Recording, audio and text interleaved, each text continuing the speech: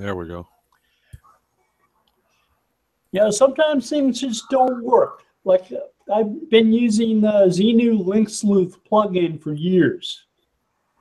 And I get a response back today saying that some people I sent a broken link report to are unable to find the URLs that are supposedly broken on their website. So I went to their website with an HTML validator and found out that the broken URLs are ones where they have broken long descript attributes. And a long descript attribute is supposed to be a link to a description. But instead of putting a link in those, they put what could be similar to alt text, like 4 or 5 words with spaces between them. Yeah. And spaces aren't valid in HTML. Not in any URL usually. Right. Unless there's %20 in them. Right. So they either need to fix their long descripts or have some broken URLs on the website. That's Google? No, that was a client. Oh. I'd be lucky to just find that in some cases. I'd be happy to just find that. Well, that wasn't the only problem. That was just the problem dealing with that aspect of an audit I did last week. Yeah.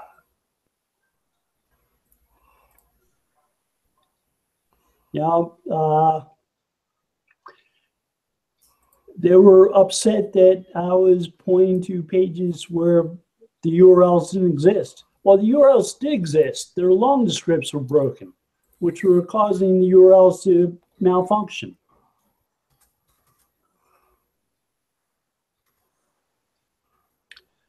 So when you have multiple products per page with different colors and different shades and different sizes, and you have one baseline product, and then you can have it in the different colors and so on, like in any e-commerce sites. Yeah. People who might buy those can choose what color variations they have. And when they click upon one of those buttons, it causes an alternative long descript. Oh, okay. No, so it's not a broken link. It's a broken long descript. Yeah.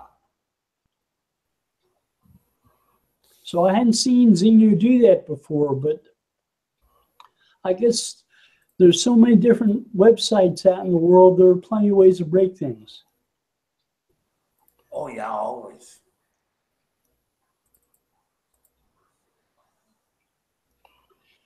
So that's part of the project I'm doing for SEO by the Sea is lately I've been doing a series of posts on how people learn SEO. So how do you learn SEO, Terry? How did I learn? Yeah. How do you learn it? There was nowhere to learn. What I did was the learning process. There was no one to learn from when I started. Like you couldn't go and read somewhere. If well, it you did, can it would read be some like stuff. Pardon me? You can read some stuff. I looked at, well, back then you had to kind of figure out what search engines were doing on your own. So I did a lot of submit a page to Alta Vista or InfoSeek. InfoSeek was a favorite because they told you exactly what you had optimized and what you had over-optimized and what could be optimized further. So but that SEO was the is a continuing education. It's a continuing education type thing. Oh, definitely. I'm still learning today. So where do you go learn today? Oh, today I learned about aggregate offers and aggregate ratings. I've been reading about that. Clients using a service. So when I first looked at their code, I wasn't sure about it. And I'm still not sure about putting a site rating on every page of the website in JSON. In other words, when they give their organization, they're including their rating. What would your call be on that, Doc? I'm sorry, I was distracted. Repeat the last 5 seconds. Someone was talking at me here. Oh, sorry. No, go ahead. Give me the last 5 seconds of that. Yeah, with a customer added a service for ratings on their website. Yeah. And their site rating, they said to put it in JSON in the head on every page. I would question the on every page aspect of that. Yeah, that's what I questioned. But then I thought, okay, if it's associated with the organization, right, schema, yeah, then you're not telling this is a product. You're saying this is a rating for this organization. I think that makes it cool. Yeah, but I don't know. I think there's a cleaner way to do that. I would typically, for if I was going to have schema markup for reviews on the page, I would normally have that in the navigation under testimonials and reviews, something like that. It's a rating. Well, okay, a ranking, but I would have that in the nav, and which is going to show up on every page. But I would only have the markup on that specific reviews rankings page. Yeah. And then it's linked to in the navigation. I don't see that it's going to get you in trouble having it on every page. I'm worried about the manual penalties that went out for that. The only thing that I think is in its favor is that it's not actually displayed to a customer on the page. It's all internal. Yeah. And it's only about the organization. I'm going to include it inside of the organization markup or in the organization JSON. And it's a pretty well-known review. It's a company that's doing them. They're sanctioned or whatever Google does, sanctioned, anoints. I don't know. Gives a big bag of money. I don't know. Or gives them the right to collect a bigger bag of money. Mm-hmm. It's one of those services, and that's how they said to implement it. So I'm pretty sure that should be okay. I would not see that as risky, given that it's in markup, like you say, tied to the organization. Yeah, it just seems unnecessarily cluttered to put it on every page. But no, it's not displaying on the page though. No, but you're still loading it. You know, it's still. Yeah, that's a tag. That's not a big deal. It's not like you're loading a file. Right. Yeah. I was curious as to whether or not local SEO firms in my area were using markup on their websites at all. So I checked a few. And I found two that were rating themselves, and they were making up the ratings. Yeah, that's not obvious that they were making them up. When I found the page where the ratings were supposedly from, and they were rating themselves with like 30 reviews each, but they only showed like 3 reviews on each of those pages. Huh. They probably got nicked with the manual penalty. I'm guessing they may ended up getting nicked. I didn't check up on them, follow up and see if they had. Yeah. At the time I saw it, they were both getting away with having rich snippets returned saying there were 30 reviews on each. It'd be interesting to go to the results page. Yeah. On Google and Google them and see if their rating came up. I don't think I remember the names of the firms.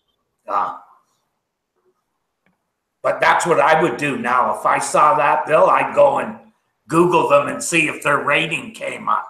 Hopefully it doesn't. Because that would mean that Google grabbed them. Okay, let me ask Doc that same question about learning. I'm sorry, about what? Where do you go now to learn SEO? Oh, you know, I haven't been able to afford the time to do what I used to do, which was follow a lot of online pubs and blogs. And I've gotten, even though I cussed it for years, I've gotten a lot more active on Facebook the last, probably the last year. And I've gotten into a bunch of different Facebook groups, niche groups that are discussing specific aspects of SEO and marketing. And where there's some good people get in those groups, and we get some good discussions going now. And I've learned a lot in some of those discussions. And of course, I'm still a member of the SEO Training Dojo. Once in a while, we'll have some good discussions in there too. I follow. There's a few blogs that I kind of, that I get notifications when they post something new. Yours is one of them. SEO by the Sea. I've been following a lot of Jen Slagg's stuff on SimPost because she comes out with some pretty good little tidbits. And a lot of times I'll go and I'll see Barry Schwartz things on his roundups that raise a question, so I'll go do some digging. But pretty much my learning process, ongoing learning, is just paying attention to a bunch of folks around the industry whose opinions I respect, and trying to get involved in the discussions, when they're available. I find that's better than just going and reading a post, because if you go, even if you read a great article someplace, some question will come to mind, and maybe you can leave a comment. I mean, some of the damn publications these days don't even allow comments. And, maybe you can leave a comment, and if you do, maybe you'll get an answer. It's just so much better when you can actually have a live discussion on it. Well, it's amazing things you can learn. Like, I was reading Facebook, and I came across an SEO who I respect, Facebook group, and she said that a study came out today saying coffee is good for you. And I've along couple cups of coffee are healthy. A couple glasses of brandy don't hurt either. But this is a study with over 200,000 people over the course of 18 years. Wow, that's a substantial base. Yeah. Yeah. I forgot to mention one other place that I've been doing a lot of lately, and just this morning I sat in and listened on a webinar that Darren Shaw did on local and citations, and it was a kick-ass webinar. An hour of, for me, there's only a couple of guys in the industry that I even listen to in terms of citations and local, and he's the top of the list. And it was a great webinar, and I hate that because it takes so much time, because I don't like just trying to listen, and I can't keep a good train of concentration on another task while I'm listening to that. Plus, when you've got slides, you've got to watch it or you're going to miss something. Yeah. So I just, because it was Darren, I made the hour available this morning to watch that. And every once in a while, those will come along. I learned a lot this morning because I've never played that much in the local and citation field. And, if you can't learn something from Darren, you're not trying very hard. Yeah, I was optimizing some of my citations today. I was making sure my NAP was consistent. Yeah, I started to do it after the webinar this morning, and I went into Axiom, and their sign up procedure is borked, and I went into D&B to check my listing in there, and it's borked. And it's just like, I've always figured every penny I spent with Darren was money well spent. Yeah. And that refreshed my opinion this morning. It's like, screw it. I'm just going to send him a PayPal payment, let him do it. Spent an hour and got zero accomplished. Wow. Yeah, that's what I miss when Dave and I were doing shows. That was pretty well how we learned everything. We only invited guests that we wanted to pick their brain. There you go. So that was a real good vehicle for us. Well, you were on a few times. Oh yeah, and I watched the rest of them. Yeah, we got a lot out of those. Those shows to this day still get 200 or 300 downloads a month. Yeah. And we haven't even made a show in probably 18 months.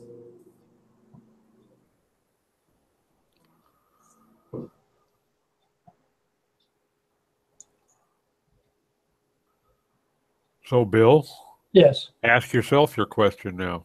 Yeah, where do you go to learn? I go to the patent office. Yeah. We knew that. that was a gimme. So I learned this last week that Navneet Panda came out with a new patent in December that talks about visit duration being a likely ranking factor, a signal of high quality, not a personalized one. But, from the time somebody clicks on a link in search results to the time they come back and search again. Yeah, it'd be like an aggregate thing, Bill, probably. Aggregate in what way?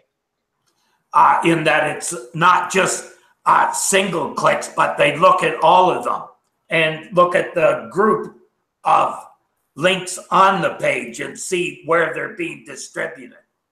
Well, from search results. Yeah.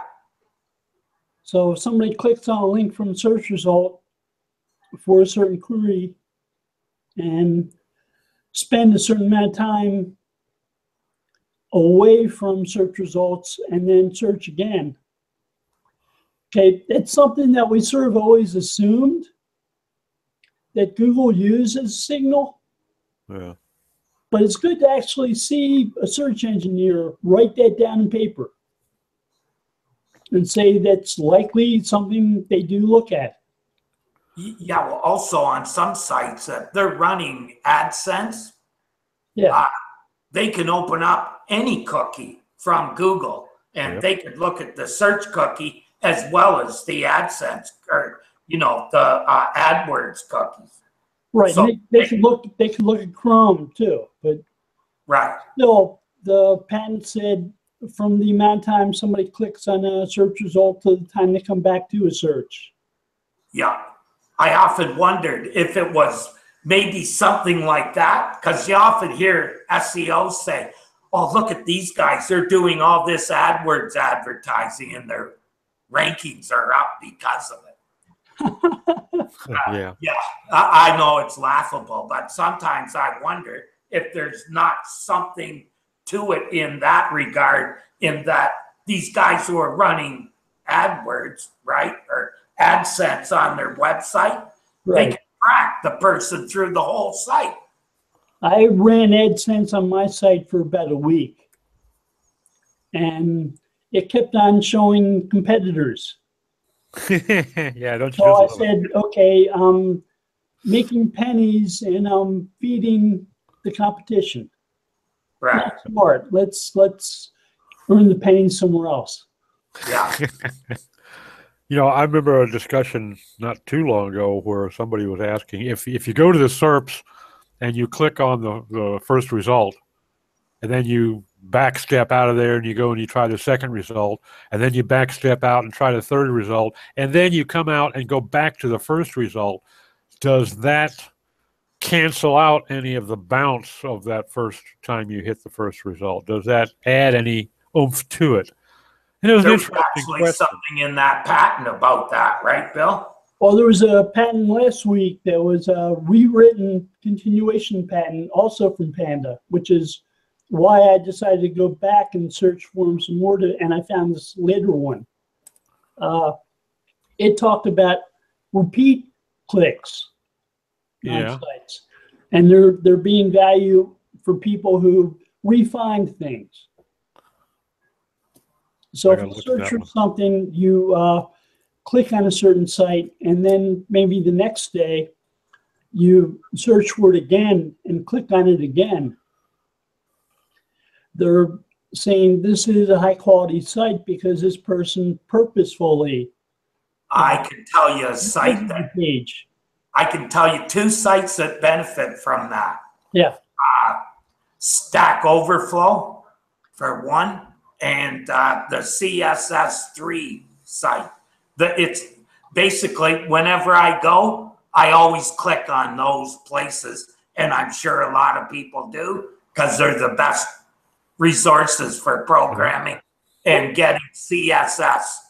And usually they're the top 3 listings for anything I search for. Well, this patent said, okay, we're going to check to make sure it's not a navigational site. You know, like you type ESPN into a search box. Right. Because ESPN used to be espn.goto.com. Right. You know, so you couldn't remember it was just espn.com. Yeah. So you search for it instead of typing the address in the browser bar. Yeah. I do a lot of, center this CSS. Yeah. And it always gives me the same website at the top. I think it's not just me that's clicking it, though, because it's an old site that I remember using back when I first started. So, old resource that works really well. And Microsoft, about 10 years ago, used to have a series, they ran a series of papers on the concept of refinding content on the web. And this new patent from Google about refinding stuff and repeat clicks reminded me of that. Right. If people seem to keep on looking for certain resources, and and a search engine can use their log files to tell if those are popular sites, people like to visit them for certain topics. Yeah, that would be a good test, is for me to get 2 or 3 other people that aren't programmers and do the same searches as I do and see if they get the same results. I'm betting they don't. I'm betting that I get all the Stack Overflow and they don't, because I had somebody comment on my blog post about the patent and said it's obvious it's personalized results. And I responded, well, the patent didn't say anything about personalized results. So what makes you think that? Well, I assume that it's this. And I said, well, you're assuming. Right. I said, you're assuming it. They said, I didn't say that. I said, you started that sentence with, yes, I you assume. did. No, I'm assuming you did. But you could understand why someone thinks it's part of search history, because, Sure. That's understandable, but I wouldn't assume that it's part of search history just for that, or personalized search just because of that. It would be a factor that I would consider when I was looking at it, for sure. But you have to keep an open mind, or you don't learn anything more. You just keep spinning the same. If a lot of people keep on finding the same site by searching for the same topic and choosing that site, that is an indication that that's a quality site that has value to those people. Yeah, that's not the kind of factor that Google would be likely to miss or ignore. Yeah. If 5,000 people think it's a few things that, they definitely keep track of what's being clicked in SERP, as far as also they do that for universal search. When that was high on the list, you can tell. Looking at clicks, Dave and I did some kind of experiments to see what would happen by embedding videos in different places and seeing what would happen. And definitely they're counting clicks. Well, to go back to that nav neat panda guy, he rewrote one on local search. And what he said in that one was, we'll sometimes show locally related significant sites in response to local type queries. And if people click on those, we'll keep on showing those. If people don't click on those, we'll show something else. There you go. Which sounds like the pigeon update.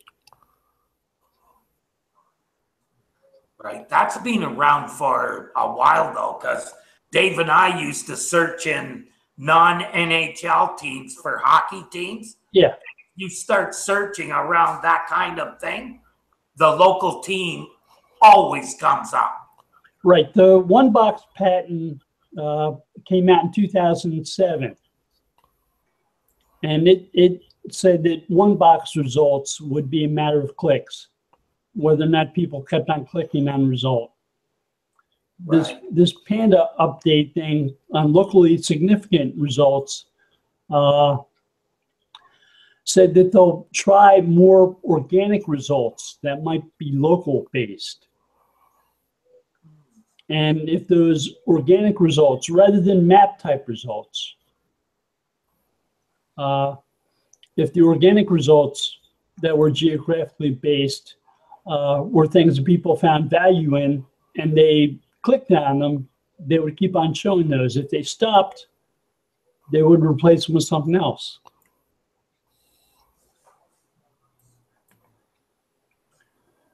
Yeah. So that's when you search for something like SEO. And for a while there, Google started showing you like all the local SEO firms in the top results. Yeah. I have an industry every year, this time of year. Yeah. All the aggregators start filling up the top positions. Because people aren't buying then, they're looking for space. So the places where they can see a lot of different places is what they're looking for. So they're even showing up in the local packs right now. Used to be the difference between when you would search for doctor and doctors. The search for doctor, you would get individual doctors. When you search for doctors as a plural, you would get aggregate sites that showed doctors. Not quite sure it does that anymore. Now they've like changed the keyword planner, and they sort of equated singular and plural together. Right. They do a lot more of that. Treat everything as a broad search now. Yeah. Yeah, that's a pain for us, I can tell you that. Makes the job a little more interesting. Yeah. Oh, that's a nice way of putting it.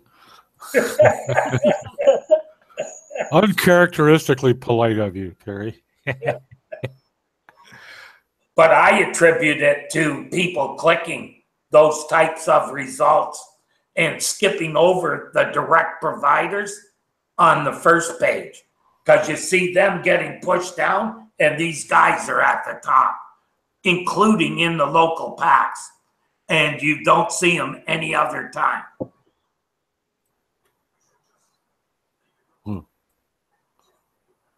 I've seen it before with bathing suits. In the winter, SERP is full of like organizations that give bathing suits or clothing or something like that, right? Yeah. Not as many actual retailers. And then when it gets to be summer, the retailers come out. I've seen something like that happen with Hanukkah. If you search for it before the season, you would get e-commerce sites. If you search for it afterwards, you would get history sites, Wikipedia type sites. Right, right. Same around Christmas. If you look this time of year, you get something really broad. Get something very different at Christmas. And of course, the conspiracists among us would say, well, that's because during the season, those folks are spending more money on ads for AdWords. Believe me, if you saw the sites that were in the top 10 for those kind of terms, some of them are just been around forever and never being changed. I mean, some of the god ugliest sites you've ever seen. Sort of like they were designed by a billionaire's nephew, like Warren Buffett's website. Back in 1994. Yeah. Never been changed since. Hey, you know, your comment, what, about a week ago, I think, about Warren Buffett's site? Actually, it was a couple weeks ago. Apparently attracted a lot of attention because I tried to get there and I got a 500 because the server was overburdened. I had to refresh it about a half a dozen times before I could finally get in. Well, whoever designed the site had picked up a Learn HTML in 2 weeks book. And they spent a full 2 weeks. How to write HTML even if you can't spell it, huh? Yeah.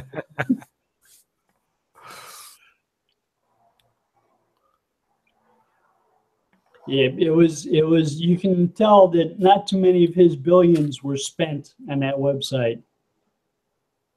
Well, that's how you become a billionaire. I guess Being so. cheap. That's it. That's what turns millionaires into billionaires. They're cheap bastards. Well, I just don't think it fits in his style. Well, plus that he doesn't really need the online branding. I think he's got a brand that's pretty well cemented. Right. Yeah. All he's got to do is open his mouth, and Wall Street Journal's falling over themselves. Oh shit! Yeah. Wet dreams galore. Yeah. Believe me, I watch a business show every morning, CNBC, and they stop the shows for him when he's ready to talk. Interviews, the whole thing. Have like his annual meeting is like a rock concert, man. Yeah. Many people, they have it in an auditorium, like a big arena or whatever, right? To house all the people who want to see it. I went to a protest outside of a meeting 3 years ago in Northern Virginia, right outside Dulles International Airport. And I guess most of the people who drove up had tinted windows on their limo, so you couldn't see who was in the cars. With the exception of Henry Kissinger, I think he wanted people to see that he was there. And there were a few other people, but Kissinger was one of them.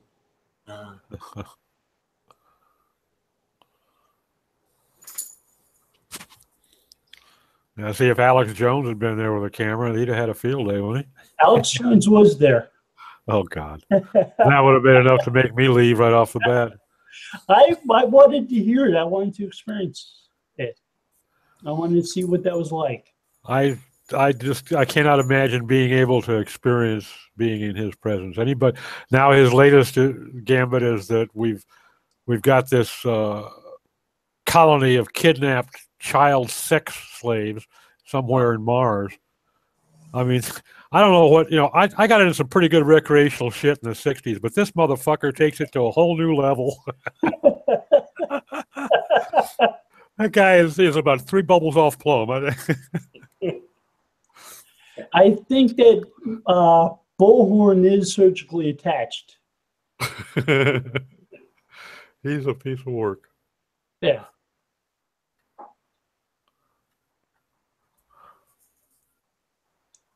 Of course, then I, put him in one hand and our president number 45 in the other hand, and tough call. I don't know which one of these bastards is further off plumb. They sort of deserve each other. And now that I've managed to sideline us into political again, let's get back on topic. Had to get that shot in. So do you guys use things like Twitter lists? I have. Or Twitter chats? I don't like Twitter chat. It's frustrating as hell.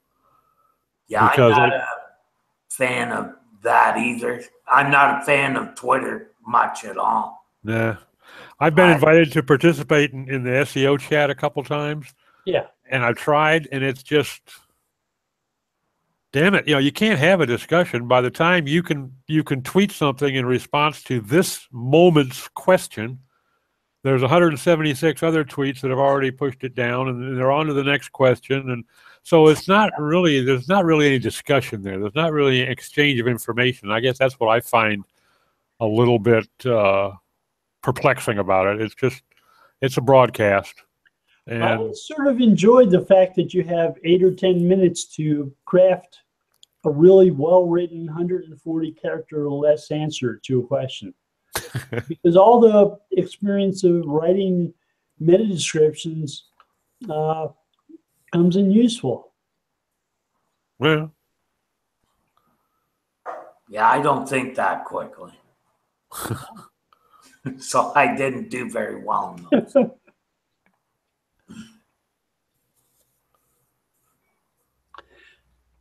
I mean, I work with sites all the time, rewrite titles and meta descriptions and so on. And you only have so many words. yeah. Well, it's not that bothers me. It's just the fact that the conversation is flooding so fast that by the time you can type something out and get it sent, 76 people have already beaten your comment up there, and it's already, you're buried. So if you had a question or a particular response, you might as well be typing to your foot because it's lost. I don't know. That's my personal, and like Terry, I don't think all that fast anyway. So I kind of tend to like to think things through before I say something. If it's a technical question, I've stepped on myself enough times that I've learned to kind of step back and think before I say something, because my knee-jerk response is sometimes stupid. Yeah. So it's just not my cup of tea. Right. Well, that was the problem I had this morning with the audit I did, where the link checker was showing the URLs with long descriptions encoded and attached to them. It shouldn't have done that. And the client was, where'd these come from? And it's like I went to the site with the HTML validator because I had no idea where they came from. I'd never seen Link Sleuth do that before. Yeah, and when a client asks a question like that, you certainly don't want to have to say, duh, I don't know. Right. But then, I had to check to make sure that Google and Bing weren't treating those URLs the same way. And they didn't appear to be. So I'd never seen a problem like that before with ZNU Link Sleuth, but stuff happens. And I've never seen anybody write long descriptions like that before. As if they were alt text with spaces.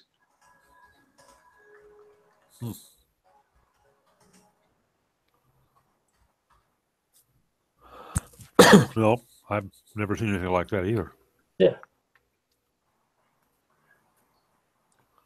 So do you check, do you do HTML validation on audits for clients? I typically run it just so that I can tell them if it's, sometimes you'll spot a big problem that needs to be fixed, but 9 times out of 10, what I find is, no, it doesn't validate, but it's not a big concern, and I'll just tell them, okay, you're not validating. I'm not concerned about it because I don't think it's going to do you any harm, but you should be aware that you're not validating. And there's always a possibility that 2-3 years down the road, validation could become an issue.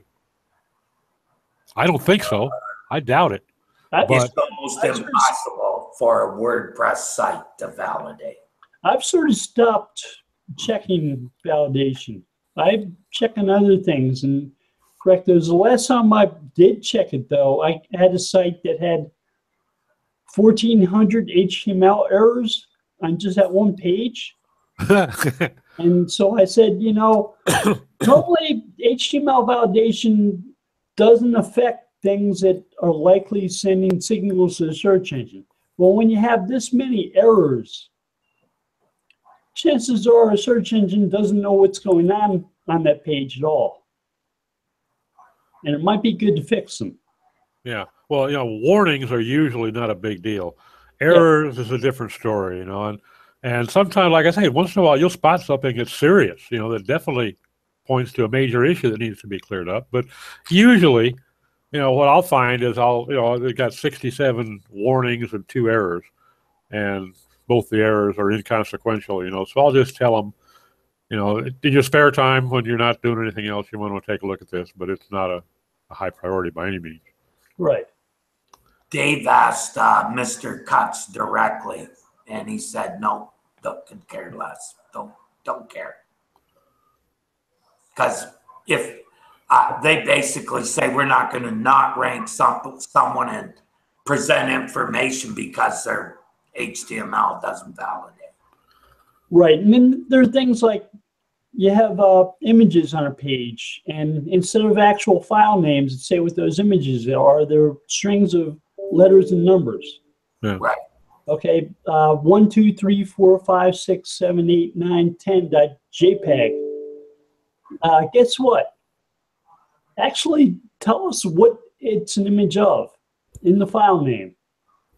And instead of using blank alt text for that same image, tell us what it's a picture of.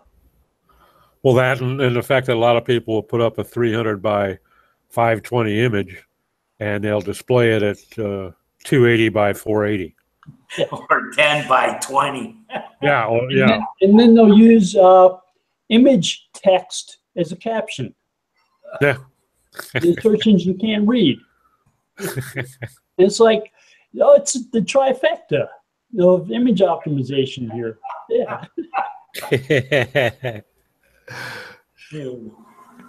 Your page ranks number 5 for this query term. Would you like to rank number 1? Fix the images. You might. It all helps. Yeah.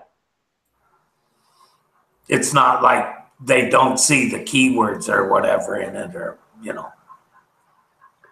Right. I had a client whose site had a page that ranked on the first page of Google for men's wedding rings.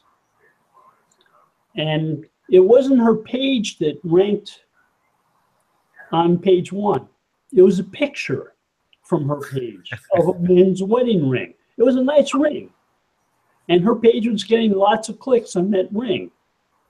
So there are, in a lot of certs, there's the PLA, right? And right. then they have image search as well about the full, which if you're in both, that's a bonanza. You bet. Right, which is why I thought it's nice to have a schema markup for those for the similar items image markup, because now you can get your items to rank highly when people do image search. If your product is similar to another product somebody might be searching for. So if someone is searching for, say, a bedroom suite, and you put that code, use schema markup to say it's the same as that other bedroom suite on another to say site, it's a similar product. Google might show that similar item in image search. Oh, okay. You might get lots of free the one that it chose. Yeah. If there weren't many images for that cert. Yeah. Ah, cool. It's good to know. Yeah, that one came out about 2 months ago or so. And if it's a good image, you can get some traffic out of that. Yeah.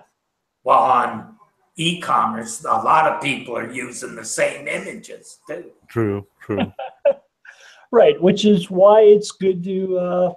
That was something that I when I was looking at the markup from that review company, right? They also included aggregate offer, which that shows the highest and lowest price from all the merchants. And that was the first thing I told my client was, do you really want people to know the highest and lowest price for this product? It's not bad if you're the lowest price, but if you're not, people are going to go look elsewhere and use probably a related search to find it. So I said, you better make sure that you don't have to display that on the page. If you're competing based on price alone, though, you've got to be afraid of doing that. Yeah. Well, not just that, but even if you're not competing, even if your quality, if your price is extremely reasonable, but your quality is really substantially better, you know, the average consumer, they see the price. These have to be products that are exactly the same. Yeah, true. It's part of the aggregate rating. Yeah. So if you're rating a product, all of these products are the same product, because you also, in order to get into that program, you got to be using some sort of unique identifier. Well, I'm seeing sites like Walmart and Amazon competing strongly on shipping. Yeah. Yep. Yeah, but you have to have your own SKU or whatever to make it unique. Yes. Yes. But I mean, the problem is, you know, from a marketing standpoint, the average consumer is going to focus on price. You know, quality and guarantee and that kind of stuff is going to come secondary. The first thing they're going to click through on is price. Well, the other thing is, I would just add to my site, we'll match any price. And then you're just matching the lowest price from all the merchants. People aren't going to go any further then. That's how I've dealt with those sort of things in the past, was put up the, you know, we'll match any price. Well, what a lot of people don't understand is, even though you're looking at two Gibson guitars that are exactly the same, they have different numbers. The unique identifier for that guitar is different for each merchant. Yeah. So basically, and I had another friend in the electronics business and said that's how we did our we'll match any price, was we got the manufacturers to give us our own SKU. They're on G10? Yeah, same thing as G10. G10, you can actually, that's how you get your own numbers and get them registered, which is something that I'm going to look into for this client. I think there may be some advantages to that for maybe in PPC is part. Have you looked up the GS1 markup for G10s in products?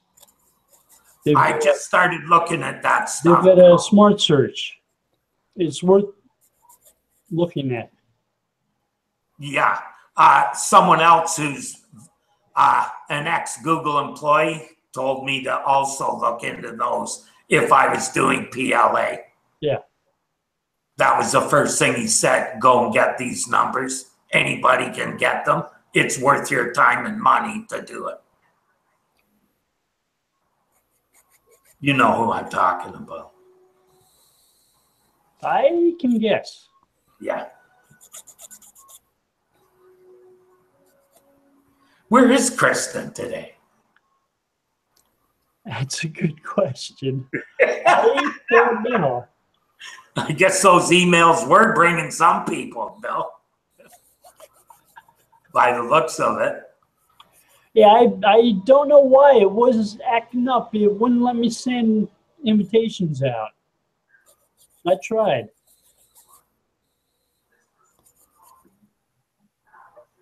I don't know. It's Google seems to be letting Google Plus break. Yep. Yeah, well, I think they've been breaking it on purpose long enough. They finally got it trained where it can break itself. It's kind of hard to see what the strategy is here. I understand the my business part of it. I don't really see what Google Plus is. I'm puzzled by one aspect of my business part. Knowledge panels used to be driven by whether or not you verified in my business. Right. And you used to be able to get social profile links in your knowledge panels if you verified in Google My Business. Right. They've taken those social profile links away from people who verify. Oh, it's out of the knowledge panel. But if you look in the organic, they're usually in the organic. Right, but they used to be linked to in the knowledge panel. Oh, okay. A business that was verified through Google My Business. Okay. There are other things that they show in the knowledge panel for businesses that are verified, like reviews, review snippets, web reviews. Don't know why they took the social profile buttons out. But if you have a knowledge panel that's you've gotten because you're listening to something like Wikipedia, you can still get the social profile links in your knowledge panel. Why they did that, I don't know.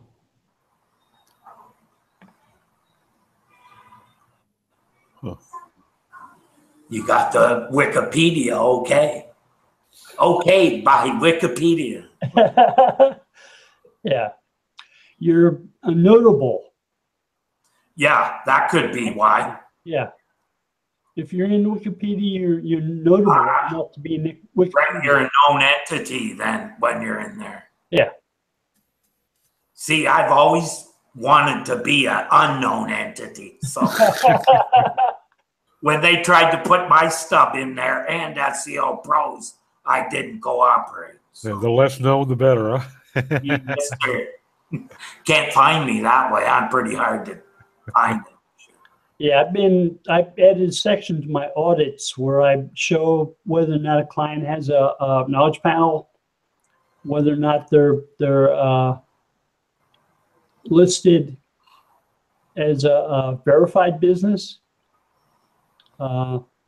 if they show up in the Google Knowledge Graph search API, Yeah.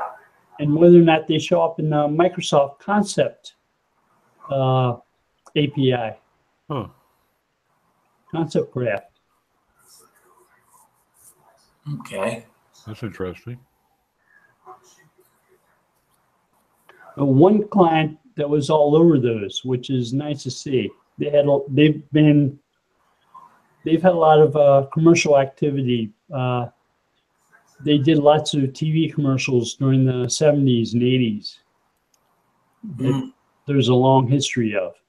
And so when you search for them in the Google Knowledge Graph API search, they refer to the characters in the commercials in addition to the company. So it's good. It's good to see that type of recognition.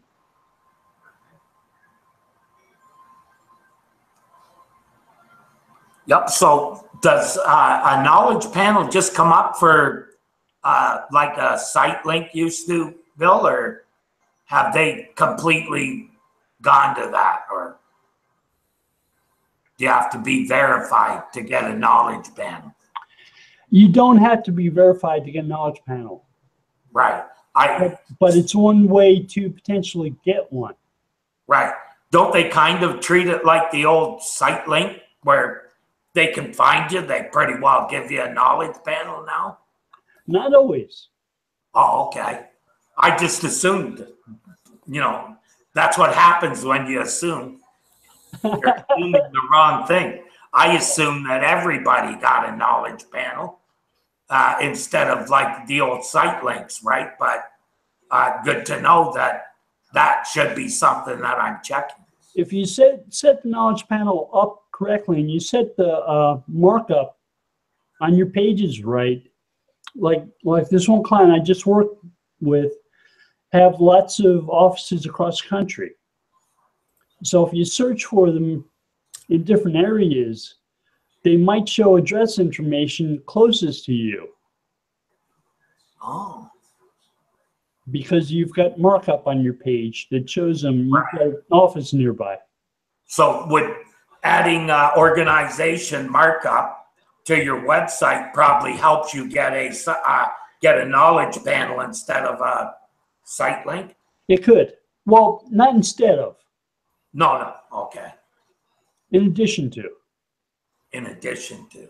Site links are based upon Google's concept of how your links appear on your pages. Oh, okay. At one point in time, it may have had something to do with how Google thought people clicked upon links and went to different pages of your site and visited different pages. And sometimes they try to focus upon including things like a contact page, a download page, yeah, an FAQ page. So sometimes it's a matter of the function of those things. But right. But it seems to be they're focusing more upon an analysis of links on your site. Right. And what people tend to link to them or follow links to the most. Right. But site link isn't a substitute for knowledge panel. Knowledge panel you might get because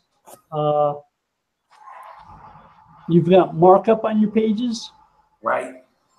Because you verified through Google My Business, because you're listed in Wikipedia, because you're listed in Freebase.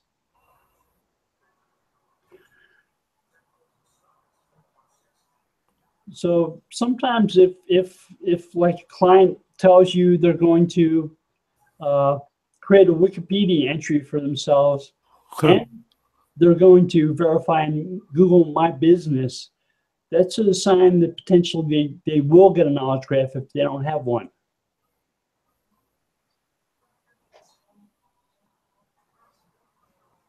So either you have to be a known entity or whatever. That helps a lot. Right. You can say I had one client who you search for their name and you get like 14 different entries in the Google Knowledge Graph search API. None of them were them. Oh, okay.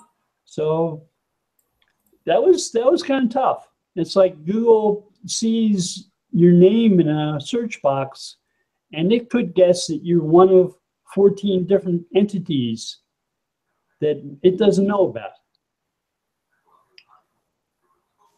Hey, Dawn. How you doing? Hi, you okay? Can you hear me? Yes. How are you? Good. Have I missed everything? Actually, we've got to close down a few minutes. It's on the hour. Oh God. All right. Okay. Yeah. Where's Ammon? Is he not? He didn't show up today. Ah. Okay. MIA.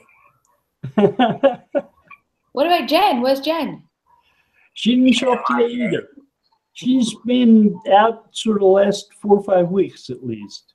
Okay. All right. Well, I'm hoping to catch up with her quite soon. Anyway, so what about Kristen? Where's Kristen? Everybody's on holidays. This is where we say Kristen hasn't shown up yet.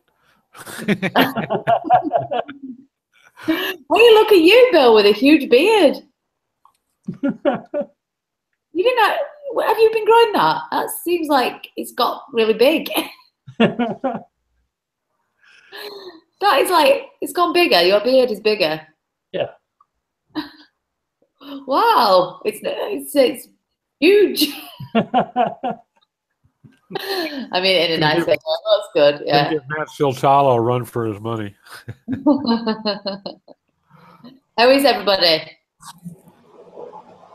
Good. Yeah, Good. all good. Yeah. Hey, happy belated birthday, Doc, by the way. Thank you, ma'am. Yeah. Okay. What You're did you? still counting, Doc? Say what? I said you're still counting? Yeah, well, I should have started counting backwards a couple of decades ago, I guess. Yeah. So it's the 4th of July, isn't it? Yeah. Yeah. So you've got nobody's got any reason. Nobody's got any excuse to forget that, have they? Well, I certainly have no excuse not to celebrate it over here. Yeah. No. So did you have a good time? Yeah. Yeah, got a special meal out of it. And, I was wondering what all those fireworks are going off for.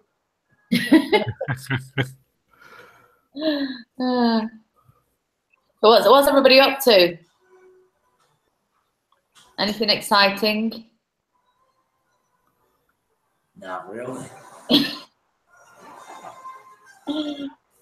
I've been deluged by site audits. By what? Site audits.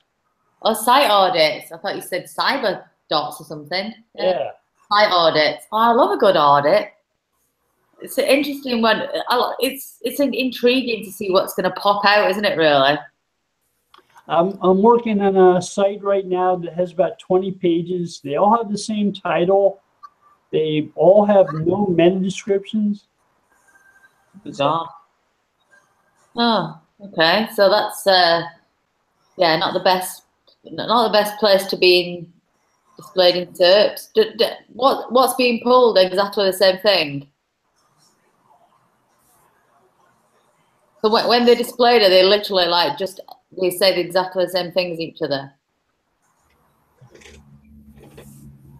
It says exactly the same thing, which I haven't checked yet, but I'm assuming that Google makes up titles for each of the pages. Yeah, yeah. Or pulls it from the body of the content? It's possible. They each have unique headings. So it may be likely that Google is using the headings in place of titles. I've seen that happen before. Yeah, I've even seen, and it's been a long time, a couple of years ago, I've even seen pages show up in the SERPs without a title. Well, I mean, obviously, with the ODP going, that's going to make it a little bit more random, isn't it? It's just going to be stuff that's just going to either come from the body, or as you say, they're just going to pick it from any sort of maybe. I think I've seen it actually come from headings as well. You know, in body content. Yeah. Headings that just get pulled out, but as a prominent sort of this is what this page is about type thing. Have you seen that? I have seen that. I'm guessing that likely happens on this site. I haven't checked that yet, but I'm going to try it. You know, I was thinking about that the other day. You know, with the ODP thing, the Open Directory project was in doubt. I reckon that's probably quite a big deal, actually, because there must have been so much mining, if you like, data mining that went on over there. I think it's been a while, long enough so that Google was starting to use alternative sources like Wikipedia. Yeah, still a loss, though, isn't it, of a source of information? The Open Directory was likely a source of focus crawls because it covered so many different categories. Topical crawling. Yeah. Mm. Yeah. But still, that actually is pretty useful, isn't it, really? Right, but it's probably been a while since anybody's used that for that purpose. Mm. Yeah. But as you say, I don't know. It was good for picking up on alternative descriptions. Yeah. Mm. And so Yeah. it was the Yahoo directory. Yeah. Hey, I was telling you, wasn't I, Bill, that I registered on that summer school? Yeah. Quite excited about that. That's it's going to be really, really interesting. I was a bit worried that because obviously a lot of those people that are going on that are going to be pretty techie computer scientists, you know, computer science doctorates, and I'm not kind of anything like at that level. I'm more of a marketer that is kind of self-taught in a lot of the coding side of things and the technical aspects.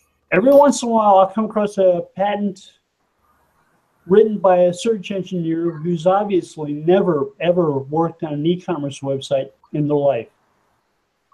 Yeah. And you can tell by some of the things that they're saying that they have no idea how one works. Okay. Or the marketing side of it from an actual, from a human or a webmaster side of it. Yeah, that's interesting. So, I don't know, maybe. And then again, you'll run into one that's co-written by someone like Alon Halevi, who worked on some monster-sized sites, where he worked on something that was a lot like Monster.com, which was an aggregator of classified sites. It's a massive job site, Monster.com. Yeah. I know it really so Alon Halevi's really good at that stuff, and his patents aren't like that. But sometimes you read one and you say, has this person ever put HTML together into a website? Yeah, interesting. Yeah. Well, so hopefully then, you know, because it's strange. My son has got a degree in computer science, and I'm just self-taught, and obviously my master's is in digital marketing, but obviously I work on sites, I do coding, I do PHP, SQL, blah blah blah, etc. And it's strange, but he came out of university not actually knowing how to build a website, even though he had a degree in computer science. So it's not necessarily it doesn't necessarily follow that computer science is going to teach them everything about the web. It's going to teach them about computer science, if that makes sense. So I don't know, maybe being kind of self-taught is not going to. Anyway, I'm reassured that I'll be absolutely fine. And there'll be other students there that'll be learning, and they'll help each other. So yeah. So I'm just going to make it clear that, look, listen, I'm not a computer scientist. I'm just a very keen enthusiast and keen to learn. So. Right. I'm looking forward to that wisdom conference. I'm going. I tell you what, I can't wait. Oh my God! As soon as registration opens, I'm booking that, Bill. Did you see who the keynote is, or one of the keynotes? You know, Andre Broder. Okay.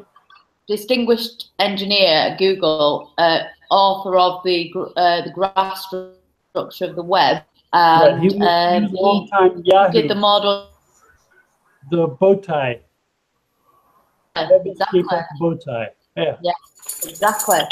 So, yeah, I'm really looking forward to that. And I think the other guy is from, I think he might be called Harry Shum from Microsoft. He's also keynoting. Yeah. Just some really, really good learnings, I think, going to be had there. And Andre Broder did loads. He's done like 100 paper papers on intent. Yeah, done loads of stuff. K-means and all the carry on. Yeah, absolutely loads of stuff. So yeah, I'm really looking forward to that.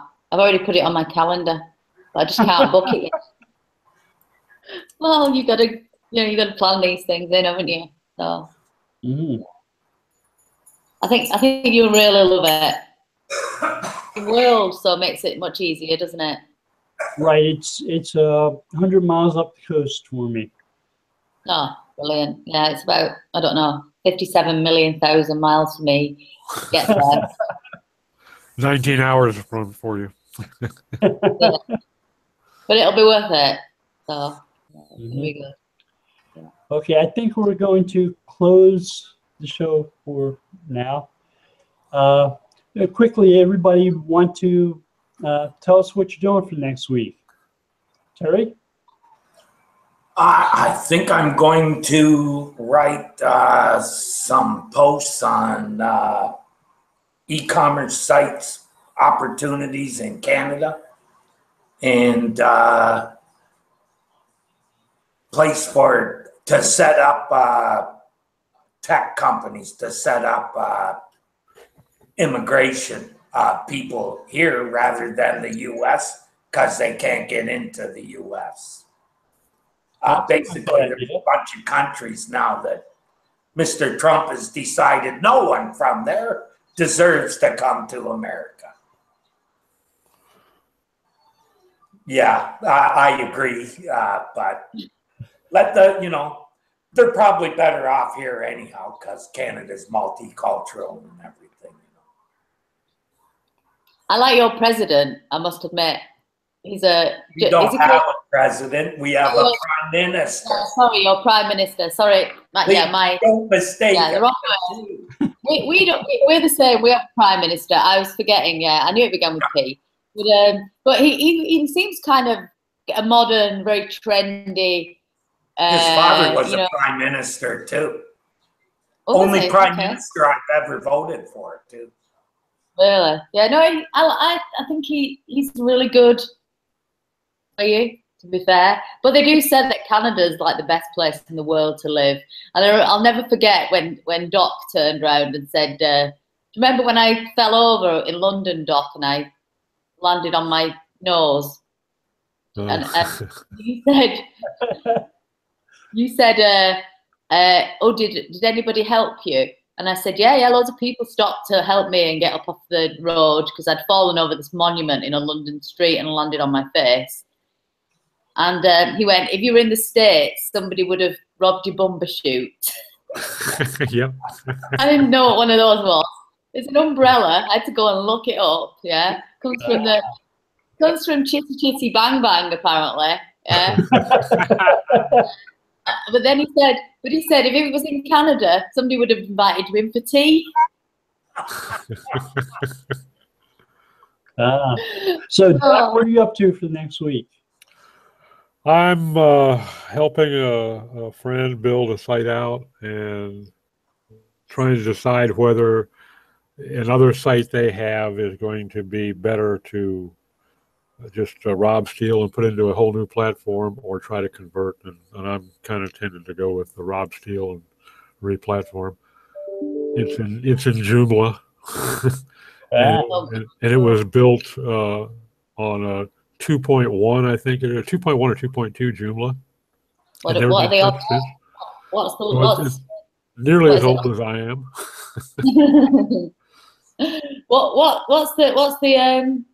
What's the version now of Joomla? Now, the same version it's always been, Don. It's just a nightmare.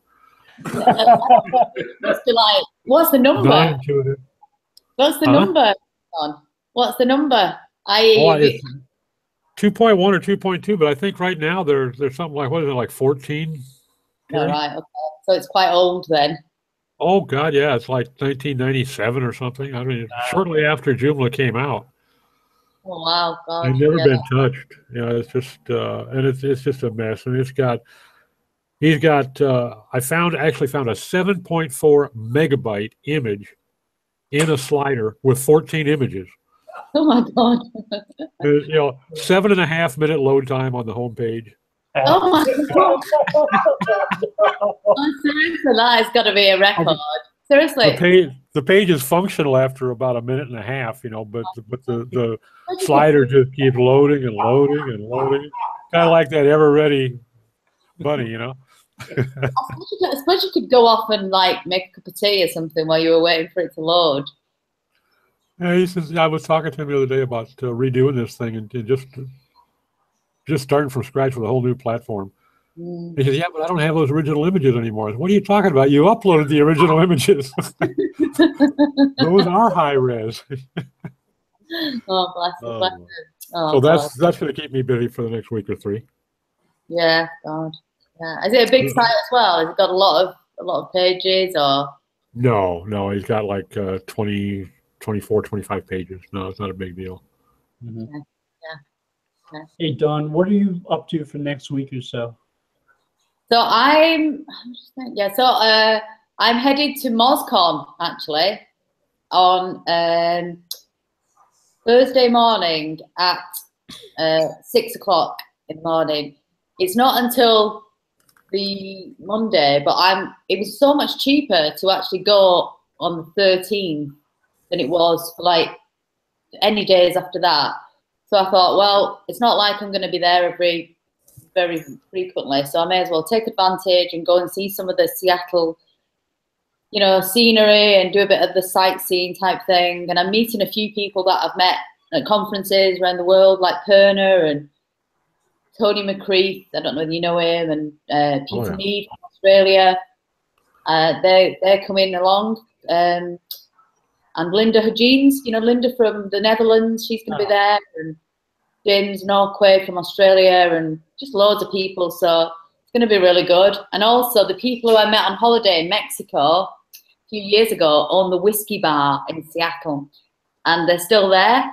So we're going there on the Saturday night. So, and they have like 330 odd whiskeys. So that should be interesting. Well, if you're going to Seattle, don't forget your bumper shoot. Hey, but also it's my graduation ceremony the week after when I get back.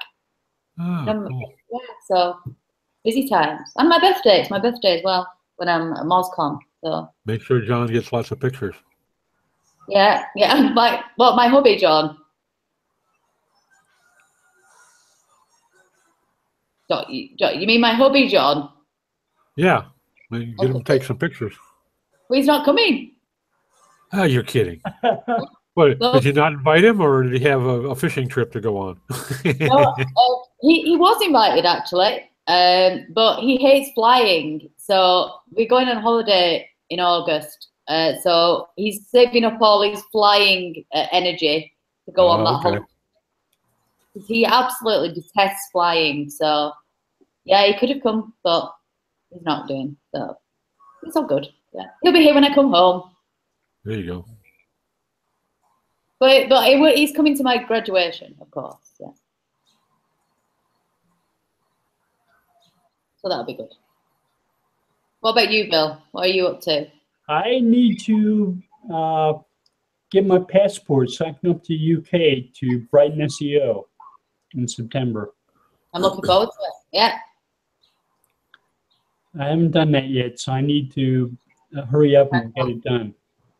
How long is it going to take you? I don't know. I think I can get it expedited a little bit. Yeah, I got my last one expedited. It took me 5 days to receive it. Oh, that's quite fast. I think it takes about 3 weeks here. If you do it, even if you do it quickly, it's still around 3 weeks, I think, to be fair. But still, it's not a long time, and you've got quite a bit of time, haven't you, Bill, still? Right. It's unexpedited. I believe they're saying 6 to 8 weeks here, Bill, but typically they're coming in 3 or 4. So you got plenty of time. But you need to do it, obviously. Unless Interpol has you flagged for something. I hope they have no reason to have me flagged. That would be good. How long are you planning to be in the UK for, Bill? I hadn't planned yet. Because, yeah, Brighton's usually people get there on the Wednesday, maybe, and then the Thursday is obviously quite a big gathering, and then Friday is the big conference itself. So I should come in on Wednesday, huh? Well, I don't know, maybe even before then, I suppose, if you wanted to see a bit of stuff in London or anything like that. It kind of, I don't know. Presumably it makes sense to at least have a look at other stuff while you're here. Yeah. Yeah, for the cost of the trip, it seems a shame not to give yourself an extra 4 or 5 days to have a look. Yeah. You'll probably fly into Gatwick, if I'm not mistaken. And then you could go to London very, very easily from there, or go straight to Brighton, because that's on the same train line that goes to Brighton. You get off at Gatwick, and then it's about 30 minutes to Brighton from there.